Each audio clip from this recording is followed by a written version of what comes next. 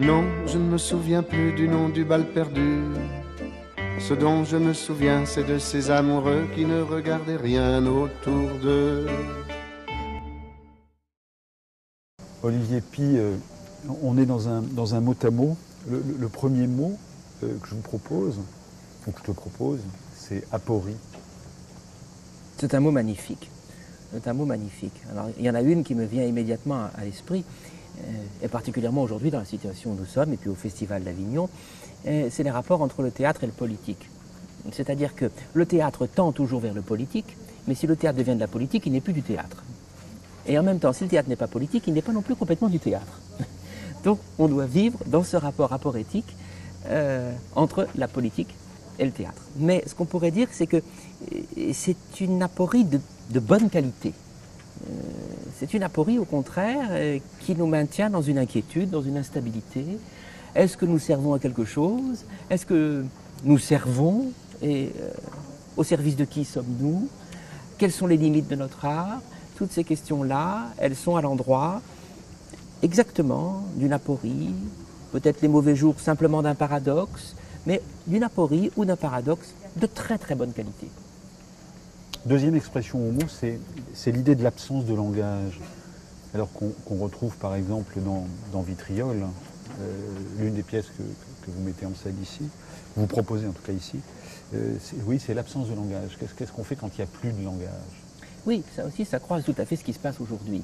Qu'est-ce qu'on fait quand il n'y a plus de langage, quand il n'y a plus de parole? C'est-à-dire, au fond, quand la première des catharsis, qui est celle de la langue, s'effondre. Ça crée de la violence pure. C'est bien pour ça que le théâtre, essentiellement, substantiellement, originellement, s'oppose à la violence. Il s'oppose à la violence parce qu'il est d'abord le lieu de la parole. Il s'est peut-être créé à partir d'une violence sacrée. Une violence sacrée, je m'excuse, mais ce sont deux mots quasiment synonymes à l'origine, de la violence du sacré. Et petit à petit, il s'est éloigné de la violence du sacré pour aller vers cette chose qu'on appelle la catharsis, qu'on ne comprend pas toujours, qui change de sens selon les époques et selon les lieux, mais enfin qui a à voir à un arrêt de la violence, à la violence qui se transforme en langage. Cette aventure-là, je dirais que l'acteur la vit dans son corps dès qu'il entre en scène. Il doit sentir comment sa violence intime, mais qui est aussi la violence de toute l'humanité, se transforme magiquement en langage. Et quand il n'y a pas de langage, alors c'est la guerre. Tragédie. Ah, tragédie. Moi, j'ai une écoute de ce mot-là un peu particulière. Parce que pour moi, tragédie n'est pas du tout liée, pas directement liée à la souffrance. Pour moi, la tragédie serait même un état de joie. Pour pouvoir vraiment jouer la tragédie, il faudrait trouver cet état de joie qui vient au cœur du deuil, au cœur de la catastrophe, quand l'homme a pleinement conscience de sa vacuité, de sa caducité. Alors là, quand il a tout perdu, quelque chose comme une joie incroyable vient, qui est la joie au moins pour un temps de pouvoir formuler sa catastrophe. Ça c'est une réponse à la Platel, hein, montrer la joie plutôt que la souffrance presque. Sur cette idée de la joie, on enchaîne forcément sur la comédie, sur Orlando.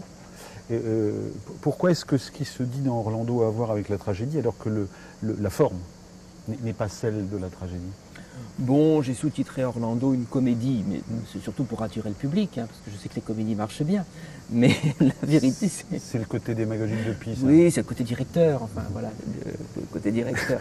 Donc c'est vrai que quand j'écris comédie, les gens savent qu'ils ne vont pas s'embêter pendant 4 heures à m'entendre parler de Dieu, des petits oiseaux et de la tragédie.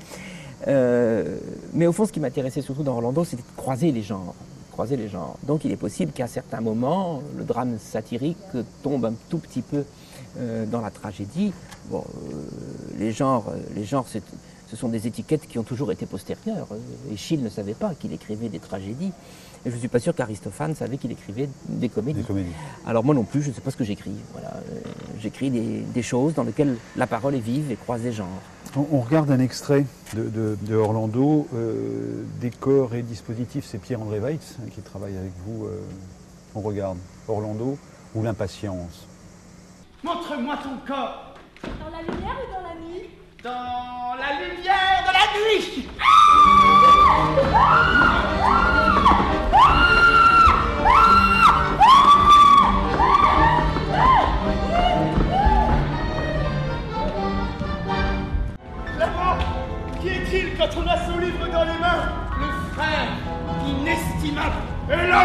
qu'est-ce qu'elle est quand on a son livre dans les mains? La mort, c'est l'affaire des autres. Moi, je vais t'aimer toute la journée. Je vais faire de ton corps un grand champ de bataille. Je vais écluser tes larmes. Je vais cartographier chaque centimètre de ta peau. Et quand tu diras grâce, grâce, grâce. On ressort avec l'expression suivante, c'est l'impossibilité, notamment l'impossibilité du dialogue dans Rolando, entre le fils qui cherche le père et puis le ministre de la Culture qui est son interlocuteur. Pourquoi est-ce qu'ils sont incapables de se parler, ces deux-là? Alors que finalement, le ministre de la Culture, c'est aussi une représentation de l'autorité avec laquelle il faut un grand autre. Oui, le grand autre Ouais. au mieux, le pouvoir au pire. Le dialogue entre l'artiste et le pouvoir me semble aujourd'hui vraiment avoir un sens politique tout particulier. Parce qu'il se trouve que j'ai l'impression, c'est peut-être mon analyse personnelle, que les idées se sont retirées de la politique. Et que la politique aujourd'hui n'est plus qu'en termes de gestion. C'est là qu'il y a une sorte de dialogue de sourds, quand on a un jeune homme qui est la figure même du poète et qui essaie de rappeler aux politiques que lui aussi doit créer du sens. En théorie, ils devraient s'entendre. C'est parce qu'ils devraient s'entendre qu'ils ne s'entendent pas du tout, à mon avis. Mais bon, ça se retourne dans la pièce et mon ministre de la Culture devient subitement très, très, très hautement spirituel. Ce qui n'est pas le cas, ce n'est pas toujours le cas c'est pas le cas de tout le monde. de nos tutelles. Et puis il y a la jeune fille, le diable et les moulins. Le mot que je propose, c'est le diable. Et puis en même temps, c'est la mutation. Parce que ce texte a 25 ans, c'est un des premiers textes depuis, c'est le premier d'ailleurs. Oui, c'est le premier édité. Et donc le diable, mot auquel j'associe celui d'inceste ou de traumatisme. Par exemple. Oui, c'est tout à fait vrai sur ce conte de Grimm que j'ai adapté. Je crois que j'ai mis des années à comprendre ou à oser regarder ce qui avait fait que j'avais choisi dans les 500 contes de Grimm, plutôt celui-là, et que presque tous les 5 ou 6 ans, je l'ai remonté. Là, je me suis demandé si je pouvais revenir à un texte que j'avais écrit il y a 25 ans. Et oui, pour moi, il est toujours fondamental. Alors, il y a dans ce conte la violence faite à l'enfant, peut-être sexuelle, mais en tout cas fortement traumatique. Je reviens toujours à cet endroit de traumatisme originel. C'est peut-être même la définition de l'artiste. Il a affaire avec une blessure dont il doit faire une bouche à un certain moment, quand il sait qu'elle ne se refermera jamais, puisqu'elle est liée au premier moment de la conscience et à l'enfance. Mon avenir sur ton visage. Il faut que je quitte cette maison. Ces bois et ces champs qui m'ont vu naître.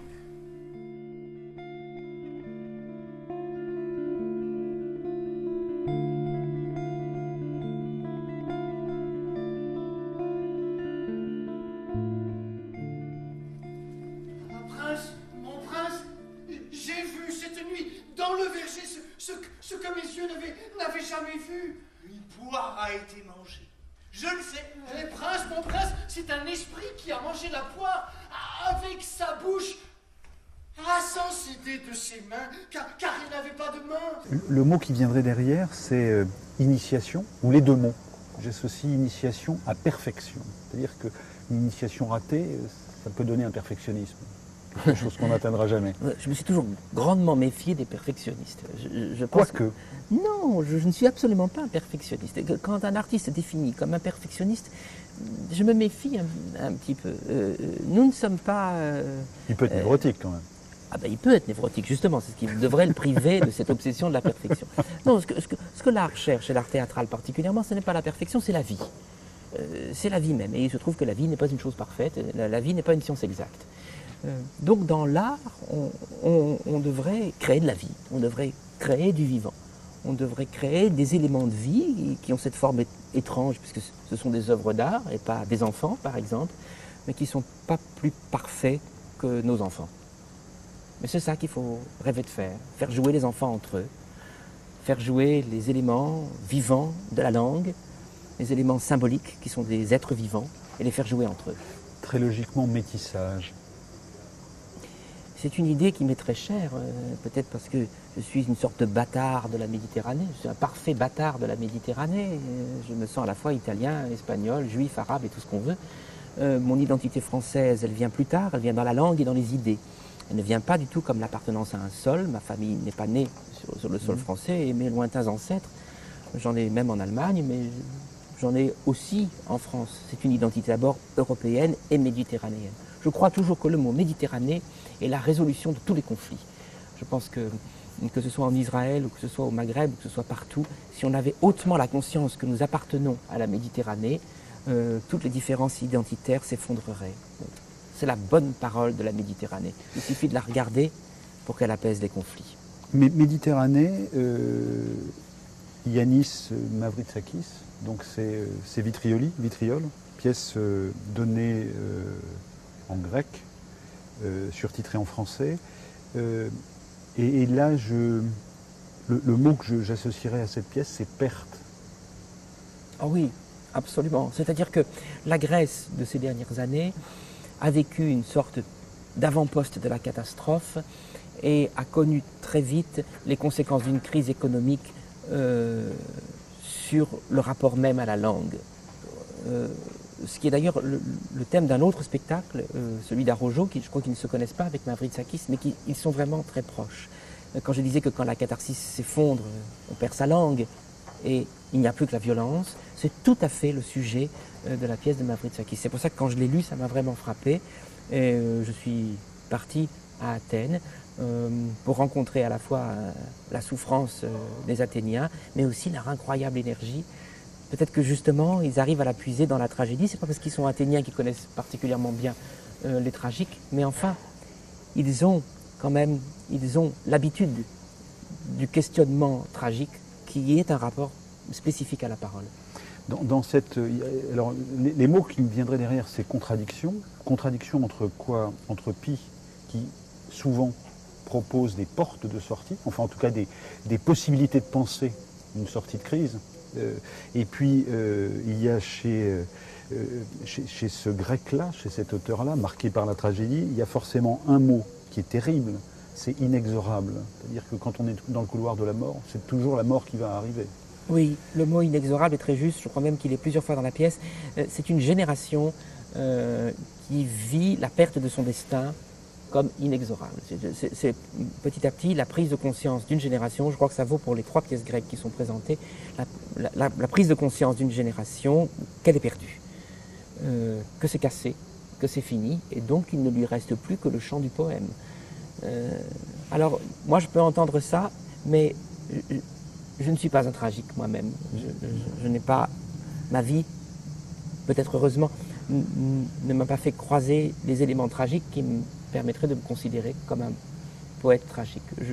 Je reste une sorte de bouffon inspiré. Un poète anachronique, ouais. Comme disaient de mes confrères. Anachronique, ça me va très très bien. Ça me va très très bien, anachronique ou inactuel. Et oui, une sorte de bouffon inspiré dans les meilleurs des cas. Olivier Pi, 3 mots.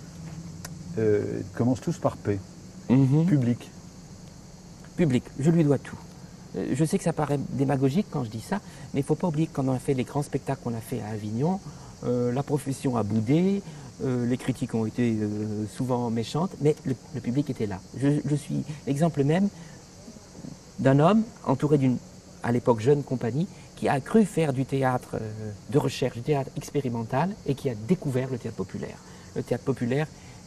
La Servante, c'était expérimental? Ah oui, pour nous, oui, jouer 24 heures, jouer 25 heures. Sans personne ne pensait que le public suivrait. C'est le public qui nous a expliqué que nous faisions du théâtre populaire. 95, hein, c'est ça? En 95. 95, oui. ouais. Et alors ça, c'est extraordinaire parce qu'on découvre que le collectif a une force de transcendance. Que s'il n'y avait pas Dieu, ou que s'il n'y a pas Dieu pour certains, il y a au moins cette transcendance qui s'exprime dans le collectif. Et c'est difficile de parler de ça sans avoir les larmes qui montent, parce que je crois qu'Avignon, c'est ça. J'ai dit public, je vais dire père. P, accent grave, RE. Oui, je ne sais pas, c'est peut-être des choses intimes, donc pas forcément très intéressantes, mais j'ai eu vraiment l'impression que dans le théâtre, je n'avais pas eu de père. Que je n'arrivais pas à m'inscrire dans un rapport père-fils et que ma quête du père était allée de désillusion en désillusion. C'est ce que j'ai voulu raconter dans cette pièce burlesque qui s'appelle Orlando, mais qui, au fond, a un sujet très grave. Avec la génération de 68, il n'a pas été possible d'établir un rapport de père car ils n'ont pas voulu devenir des pères, eux-mêmes n'ayant eu comme construction de leur identité que la destruction du père, n'ont pas pu devenir père, et donc ça a fait de ma génération une génération sans père. Et en plus, aujourd'hui, vous avez l'âge d'être père. Oui, j'ai l'âge d'être père. Et je n'ai pas désespéré de l'être d'ailleurs, parce que je crois que si j'ai tellement tenu que dans cette édition du festival il y ait beaucoup de jeunes, c'est que j'espère ne pas reproduire le rapport de mes pères avec les plus jeunes aujourd'hui. Dernier mot, c'est père, P-A-I-R, Père. avec un S éventuellement. Oui, père, bon an, mal an, le monde du théâtre reste uni. Je veux bien le croire. Alors, il est difficile et il est très conflictuel sur les questions formelles et sur les questions esthétiques. Nous ne sommes pas du tout d'accord. Je crois que c'est la vitalité du théâtre français que nous ne soyons pas du tout d'accord les uns avec les autres. Il n'y a pas une esthétique française, comme on pourrait dire qu'il y a une esthétique allemande, qui s'appelle le Reggae Theater. En France, c'est impossible de voir une esthétique commune.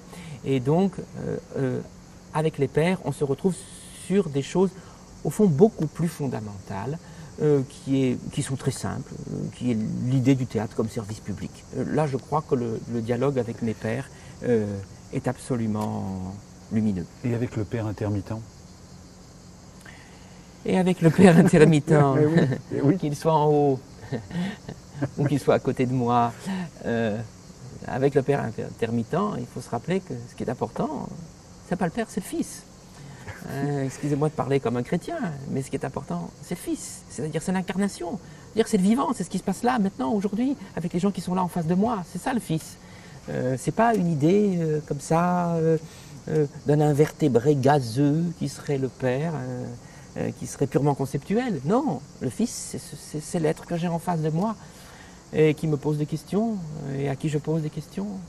Tant qu'il y a de la parole, il y a du Fils. Tant qu'il y a du Fils, pas de raison de désespérer. Donc on est fils et père.